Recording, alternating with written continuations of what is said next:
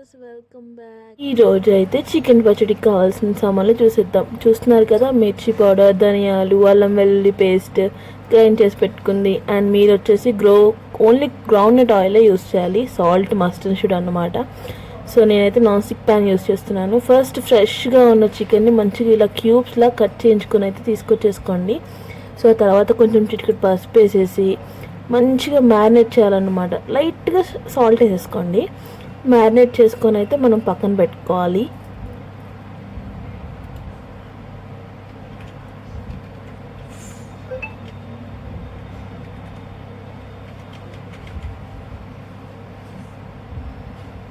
So ఆ next minute same అదే బాండీలోకి మంచిగా మీరు ఈ మసాలాను అయితే వేయించుకోవాలన్నమాట. ఫస్ట్ ధనియాలు వేసిన తర్వాత అంటే అంటే మీకు ఎక్కువ గుజ్జు కావాలంటే ధనియాలు వేసుకోండి, లేకపోతే నార్మల్గా వేసుకోవచ్చు. ఆ తర్వాత 2 చెక్క, లైక్ మనకు కావాల్సినవి అయితే ఇవి అన్నమాట. చెక్క, కొంచెం ఇలాచి అండ్ జీలకర్ర అన్నమాట.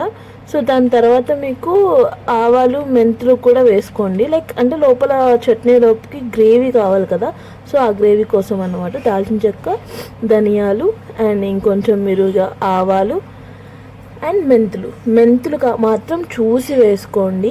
లైక్ నాకంటే 1 స్పూన్ ఆఫ్ మెంతులు అయితే వేసుకోండి. జస్ట్ ఒక 1 స్పూన్ చాలు. మళ్ళీ ఎక్కువైనా కానీ చేదు వచ్చేస్తుంది అన్నమాట చట్నీ. సో మెంతులు చాలా జాగ్రత్తగా చూసి వేసుకోండి. ఆ తర్వాత మంచిగా బ్రౌనిష్ దూరగా వేయించుకోవాలన్నమాట. వేయించుకొని పక్కన పెట్టేసుకోండి. ఆ తర్వాత మ్యారినేట్ చేసుకొని ఉన్న చికెన్ చూసారు కదా ఎంత మంచిగా మ్యారినేట్ అయిపోయిందో. దీన్ని తీసుకెళ్ళి పొయ్యి మీద పడేసేయండి. ఆ ముక్కకున్న వాటర్తో మంచిగా ఒక దగ్గరికి ఉడికిపోతుంది అన్నమాట చికెన్ని. సో అలా ఉడికే వరకు ఉడకనివ్వండి. చూస్తున్నారు కదా, హాఫ్ ఆఫ్ ద చికెన్ చక్కగా అయితే ఉడికిపోయింది చికెన్. ఇప్పుడు అందులో వాటర్ ఉంది కదా, ఆ వాటర్ అంతా ఇలా ఇప్పుడు చూపిస్తున్న విధంగా మొత్తం ఇంకిపోవాలన్నమాట. వాటర్ అంతా ఎవాపరేట్ అయిపోవాలి. అలా ఎవాపరేట్ అయిపోయిందంటే మీకు ముక్క అంతా మంచిగా అయిపోయినట్టే. అండ్ ఆ తర్వాత మంచిగా కళాయి తీసేసుకొని దాంట్లో మీరు గ్రౌండ్నట్ ఆయిల్ పోసేసుకోండి. మంచిగా నూనె అంతా మంచిగా కాగిపోయిన తర్వాత ఇలా మనం పక్కన తీసి పెట్టుకున్న ఉడికిపోయిన చికెన్ ఉంటుంది కదా, చాలా జాగ్రత్తగా వేసుకోండి ఆయిల్లో. బిగినర్స్ మాత్రం మెయిన్గా చెప్తున్నా. నాకైతే వచ్చి చేతి మీద పడింది, సో అది వేరే స్టోరీ అనుకోండి. సో చిన్నగా వేసుకోండి ఆయిల్లో. మంచిగా కాలు ఉంటాయి కదా నూనె, సో జాగ్రత్తగా వేసుకోండి.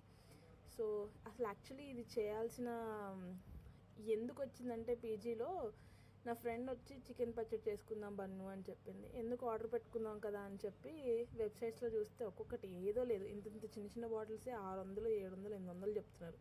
సో ఎందుకు వచ్చిందిలే అని చెప్పి మేమే చేసుకుందామని చెప్పి యూట్యూబ్లో చూసే చేసామండి. కానీ నేను కూడా అది యూట్యూబ్లోనే అప్లోడ్ చేస్తున్నా. జోక్ ఏంటంటే, సో ఆ ముక్కలు పక్కన వేగుతున్నప్పుడు మీరు ఇంకో దాంట్లో బాండీలో మంచిగా ఫ్రెష్ అల్లం వెల్లుల్లి పేస్ట్ 1.5 స్పూన్ వేసుకొని వేయించుకోవాలన్నమాట. అది కూడా మన గుజ్జు కోసం బాగుంటుంది. చూసారు కదా ఎంత రెడ్డిష్గా మంచిగా బ్రౌన్గా వేగిపోయాయో చికెన్ ముక్కలు. అవి ఉత్తిగా తింటే బాగోవు, కానీ చూడటానికి మాత్రం తినబుద్ధి అవుతుంది.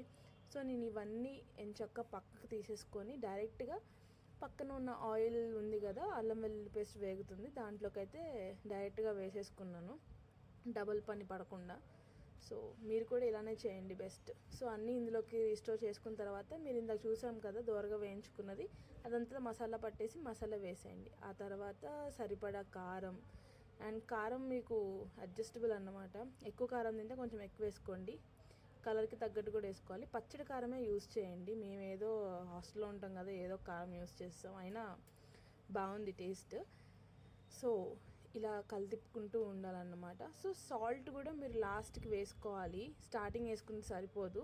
మీరు సాల్ట్ లాస్ట్కి చూసుకొని టేస్ట్ సరిపడా సాల్ట్ వేసుకోవాలన్నమాట. 1/2 kg చికెన్కి నాకు తెలిసి అయితే ఒక 4 to 5 స్పూన్స్ సాల్ట్ అయితే సరిపోతుంది. పెద్ద స్పూన్ అయితే మాత్రం 2.5 వేసుకోండి. చిన్న స్పూన్లు అయితే ఒక 5 స్పూన్స్ అయితే సరిపోతుంది. చూస్తున్నారు కదా ఇలా గుజ్జుగా ఉంది, వాటరీగా అంటే ఆయిలీగా ఉంది అని ఏంటా అని చూసుకోకండి.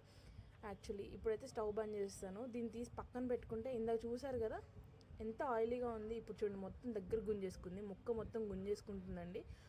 ఆయిల్ ఎక్కువ ఉంది కదా అని చెప్పి ఏంటి ఆయిల్ అంతా ఇలానే ఉండిపోతుందా అని భయపడకండి. తీసి స్టవ్ పక్కన పెట్టుకున్న తర్వాత ఇలా దగ్గరికి గుంజేసుకొని కారం అంతా ఒక దగ్గరికి అవుతుంది. నిమ్మకాయ పిండేసి నిమ్మకాయ పిండేసుకొని చక్కగా ఒక బాటిల్లోకి తీసేసుకొని స్టోర్ చేసేసుకోవడమే. ఆ తర్వాతకి ఇంకా హాస్టల్లో రచ్చే అన్నమాట. ఒక 4 నుంచి 5 రోజులు ఈ బాటిల్ క్లియర్ అయిపోతుంది నాకు తెలిసి అయితే. లైక్ ఎట్లాగూ హాస్టల్లో ఫుడ్ బాగోదు కదా, దీంట్లోనే మూతుంటుంది అన్నమాట. సో నేనైతే అలా పచ్చడి స్టోర్ చేసుకొని కమ్మగా తినేస్తున్నాను. ఇంకెందుకు లేట్, మీరు కూడా ఎంచక్క పచ్చడి ప్రిపేర్ చేసేసుకొని స్టోర్ చేసుకొని తినబుద్ధి అయినప్పుడు అలా తీసుకొని తినేయండి. మరీ ఎక్కువగా తినకండి, కొంచెం వేడి చేస్తుంది. So be careful. Bye, thanks for watching.